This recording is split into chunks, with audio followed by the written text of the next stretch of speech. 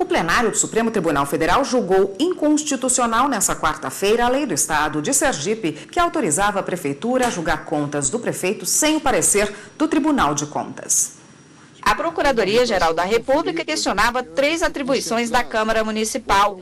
A primeira, julgar contas dos prefeitos sem o parecer do Tribunal de Contas. A segunda, autorizar a recondução do Procurador-Geral de Justiça. E o terceiro ponto analisado pelos ministros foi se o Poder Legislativo pode ou não decidir sobre a nomeação de delegado de polícia para a Superintendência da Polícia Civil do Estado. O voto foi seguido pela maioria do plenário. Julgo parcialmente procedente a presente ação direta para a declarar a inconstitucionalidade do artigo 47, inciso 5, e da expressão decorrido o tempo previsto sem oferecimento do parecer, serão os autos remetidos no prazo de 5 dias às respectivas câmaras municipais, da parte final do inciso 12 do artigo 68 da Constituição de Sergipe.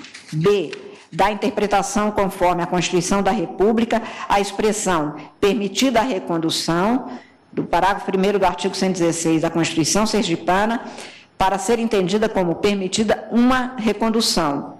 E C, dar interpretação conforme ao parágrafo 1º do artigo 127 da Constituição Sergipana, ao que se contém no parágrafo 4º do artigo 144 da Constituição da República, circunscrevendo a escolha do superintendente da Polícia Civil pelo governador do Estado a delegados de polícia de carreira, independente de sua progressão funcional. Em outra ação, o Partido Socialismo e Liberdade, o PSOL, questionou uma lei do Estado de São Paulo que extinguiu a carteira de previdência de 10 mil notários, oficiais de registro, escreventes e auxiliares de cartorários. Segundo o partido, a lei seria inconstitucional porque a Assembleia decidiu sobre matéria de competência exclusiva da União.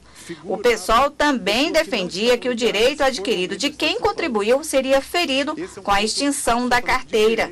A procuradora do Estado rebateu. A lei paulista, justamente para garantir o direito adquirido e o ato jurídico perfeito, definiu que essa dissolução vai ser feita de forma gradativa, de modo a atender até o último beneficiário. O relator, ministro Marco Aurélio, também considerou que a lei paulista é válida.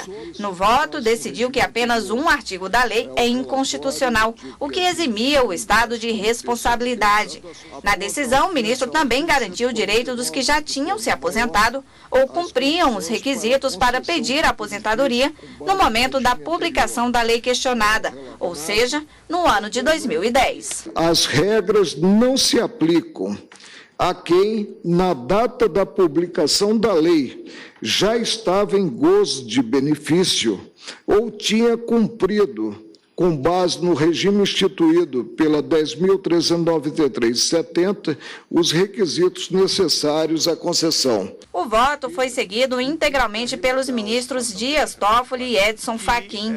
Mas o ministro Teori Zavascki propôs avançar um pouco mais. Votou por dar também a opção de computar o tempo de serviço no regime geral para os que estavam contribuindo, mas ainda não tinham direito de se aposentar no momento da publicação da lei. Eu iria, então, mais além um pouco do eminente relator, para, além da declaração conforme em relação aos que adquiriram os benefícios, reconhecer também aos que não adquiriram o direito a contar de tempo de serviço, nos termos do parágrafo 9º. O ministro Teori Zavascki foi seguido pela maioria do plenário.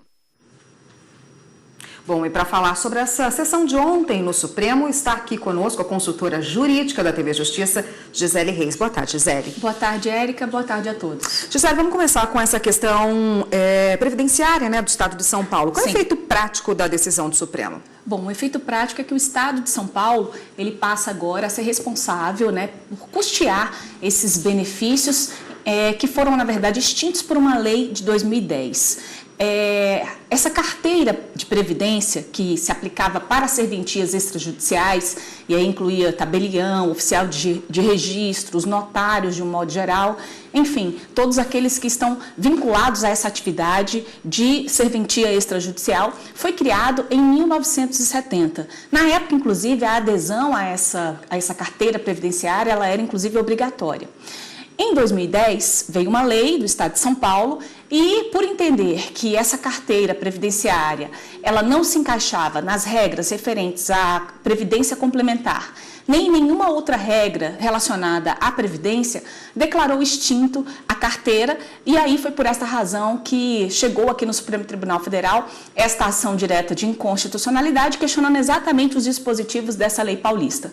O Supremo Tribunal Federal entendeu que há uma inconstitucionalidade quando, na verdade, exclui a responsabilidade do Estado de São Paulo no que diz respeito ao custeio desses benefícios. Então, a consequência prática, Érica, na verdade, é exatamente afirmar a responsabilidade do Estado de São Paulo quanto ao custeio desses benefícios em relação a essa carteira extinta ou essa carteira que acaba não tendo mais condições de sobreviver.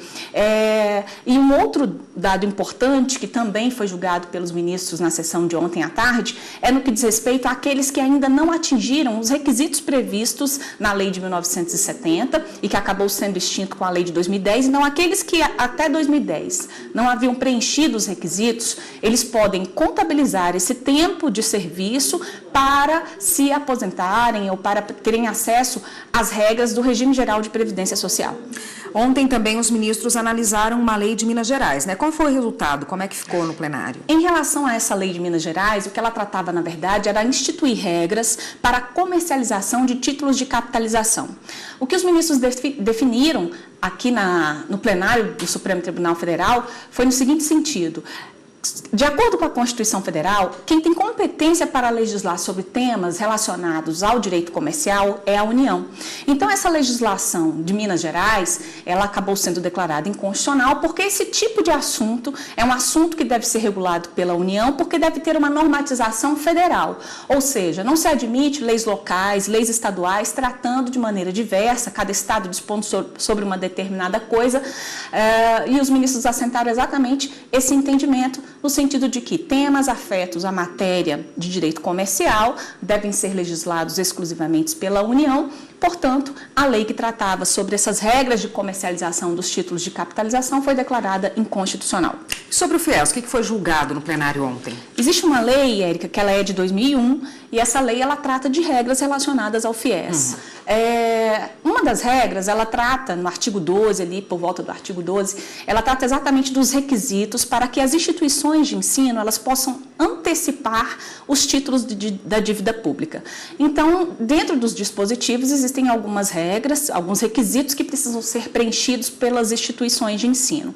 E um deles é no que diz respeito às obrigações junto à Previdência Social, ou seja, aquelas instituições que estão em débito com a Previdência Social, de acordo com essa lei, elas ficam impedidas de antecipar esses títulos da dívida pública. O que o Supremo, na verdade, acabou entendendo em relação a essa norma? Que ela é constitucional. Ou seja, para ter acesso à antecipação desses títulos, é preciso estar em dia, é preciso estar com todas as obrigações adimplidas, cumpridas, todos aqueles compromissos junto à Previdência Social, eles devem ter sido satisfeitos, e aí só então a instituição poderá antecipar esses títulos. Agora, voltando um pouco à questão do Tribunal de Contas dos Estados, né? Teve uma lei do Sergipe que também foi julgada ontem pelos ministros. O que ficou decidido? O que eles analisaram? Inclusive, essa lei foi declarada, alguns dispositivos, né, foram declarados inconstitucionais, porque o que trazia, na verdade? A Constituição do Estado de Sergipe trazia uma previsão de que na análise das contas do prefeito, não haveria necessidade da obrigatoriedade, né, do parecer prévio do Tribunal de Contas do Estado. E aí o entendimento que prevaleceu na Suprema Corte, na verdade essa decisão foi até por unanimidade.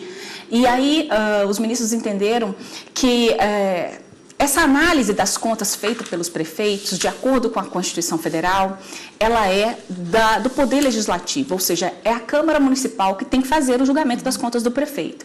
No entanto, deve ser auxiliado pelo Tribunal de Contas. Então, se a própria Constituição, ela estabelece que o Tribunal de Contas, ele deve, a Constituição Federal, né, a que eu me refiro, ela deve auxiliar o julgamento das contas, por exemplo, do presidente, né, quando é feito pelo Poder Legislativo, essa regra ela também deve ser respeitada no âmbito dos estados, no âmbito dos municípios.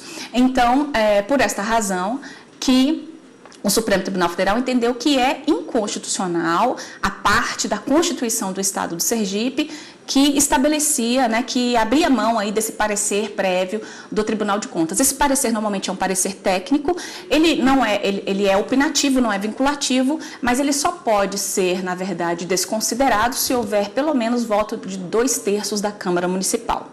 Tá ótimo, Gisele, muito obrigada pela sua participação por hoje. Você volta semana que vem, né? Eu que agradeço, estarei aqui.